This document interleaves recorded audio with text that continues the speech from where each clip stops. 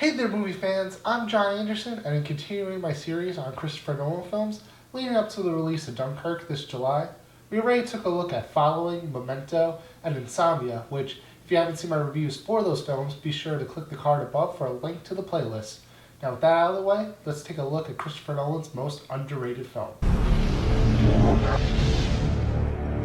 The Prestige was one of those films that put Christopher Nolan on my radar with his signature style and storytelling prowess that he's become famous for. The Prestige follows the obsessive rivalry between two magicians who continue to push themselves through increasingly more questionable means to best the other. Nolan once again partners with his brother Jonathan in adapting Christopher Priest's novel, choosing to tell the story non-linearly, as they've been known to do, to keep the audience on the edge of their seat and build tension to this compelling mystery. Hugh Jackman and Christian Bale both bring the passion and obsession needed for our two main magicians, Angier and Borden, selling the heartache and struggles these characters must go through.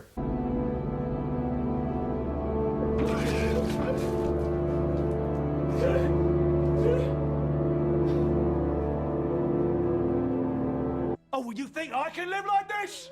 You think I bloody enjoy living like this? Rebecca Hall and Scarlett Johansson also bring the right amount of sympathy and charm for our two main love interests, as well as Piper Pergo's short appearance gives us the right amount of character development and motivation to drive the story. Julia! Julia!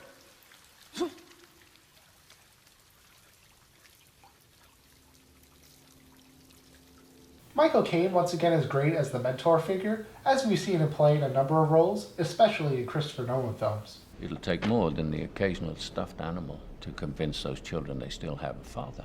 I've sewn you up, I've set your bones, but I won't bury you. I've buried enough members of the Wayne family.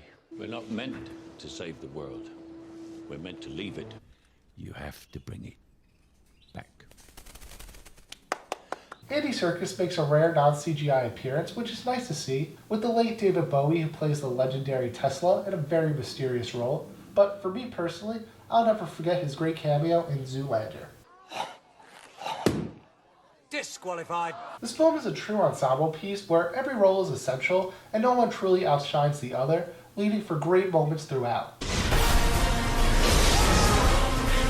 This was built by a man who can actually do what magicians pretend to do. But what truly makes this film is the mystery that subtly answers the questions presented, and the twist which completely changes the film upon its second viewing, like all great twists should.